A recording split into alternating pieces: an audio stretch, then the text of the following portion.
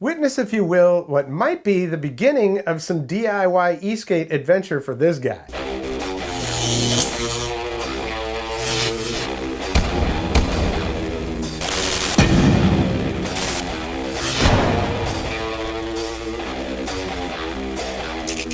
Welcome to the Vapor Trail channel. I'm Tony and I've been riding skateboards since I was a kid, like, I don't know, 5 or 6 years old. And I've assembled and disassembled so many skateboards I can't even count. But DIY on an electric skateboard? That's a whole nother animal. I mean, the front truck's no problem, right? Taking wheels off and replacing those, maybe replacing some pulleys and some belts, that kind of thing.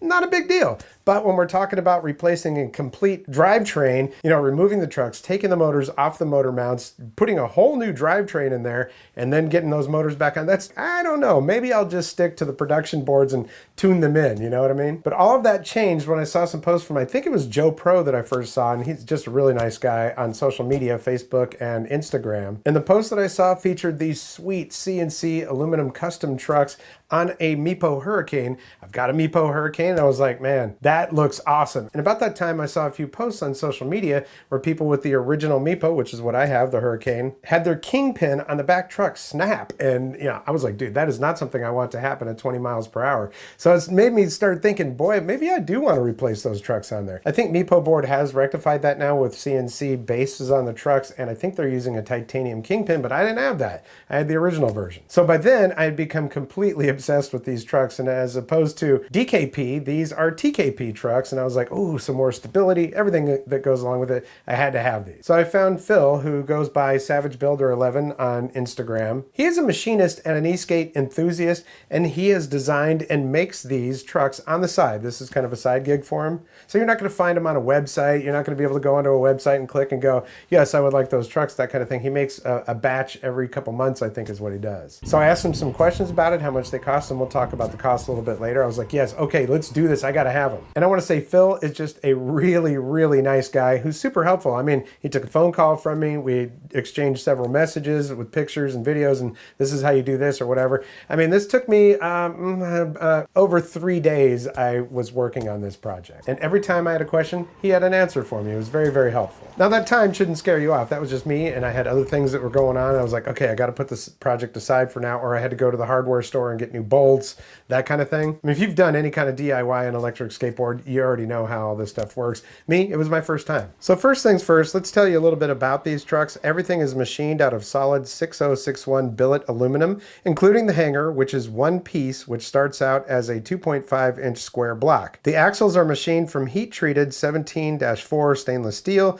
They're 10 millimeter and are replaceable. So you are gonna have to get new bearings, which I got Fast Eddie bearings on Phil's recommendation off of Amazon, because most electric skateboards, the axles are 8 millimeter, stepping up to 10 millimeter. These are 10 millimeter all the way across. And these bearings are really good. So thanks to Phil for helping me find those. The hanger length is 250 millimeters and the total length, axle end to axle end, is 360 millimeters.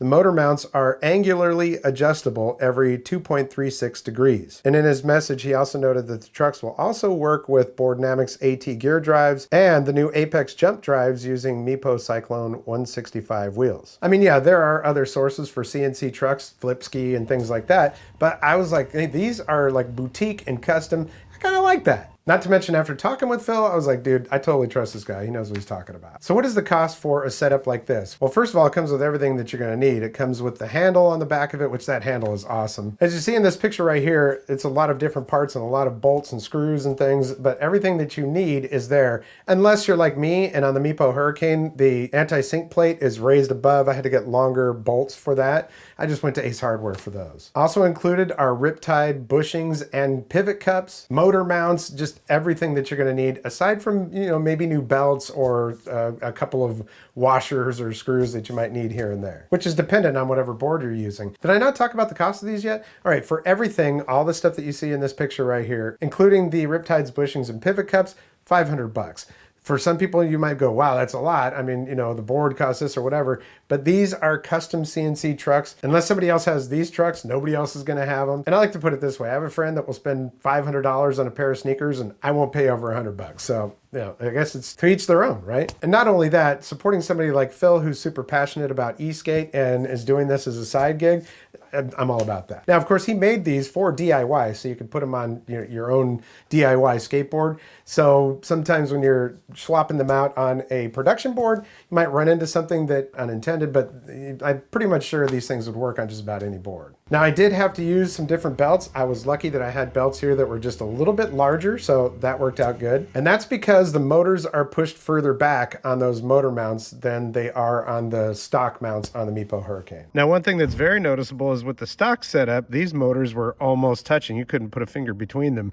Now you got all that space. So that even exemplifies more just how wide these things are and more stable. And as far as installing these, there are little things like what angle do I put the motor mounts at and things like that. But when it comes to that, it's nice because if you can't get the right angle for your motor mounts by the holes that are already available, well, you can actually just pull those out and then they rotate and then you stick them back in there. Some of this I wish I had filmed while I was doing this, but like I said, I knew this was going to take me a while, so I didn't even bother with setting up a camera and all that. One thing that was kind of interesting and actually turned out to be nice is that when you have dual kingpin trucks, well, it's going to stick your trucks out a little bit further front and back. Well, these are single kingpins, so it pulled them in a little bit. Actually kind of made it nicer because it changed the wheelbase on that to be a little bit shorter, and these trucks are wider than the stock trucks on the Hurricane, so that's definitely some more stability right off the bat. I like that. Now, the stock dual kingpin trucks on the Hurricane are actually really good as far as carving and everything and stability. I mean, I've gotten 25 miles, 26, 7 miles on those,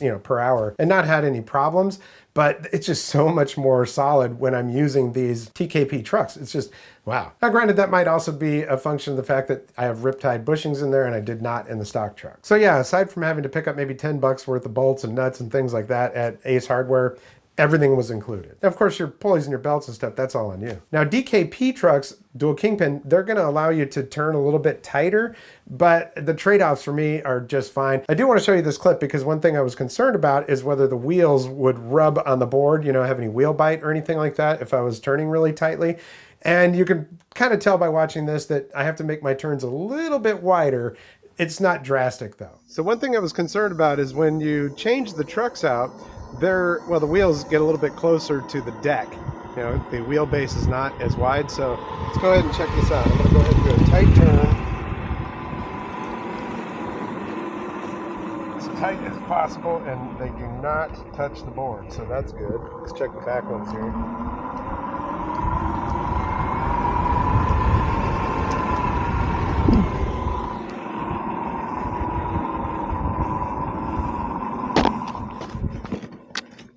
So much so that the camera touched the ground and I fell off the board.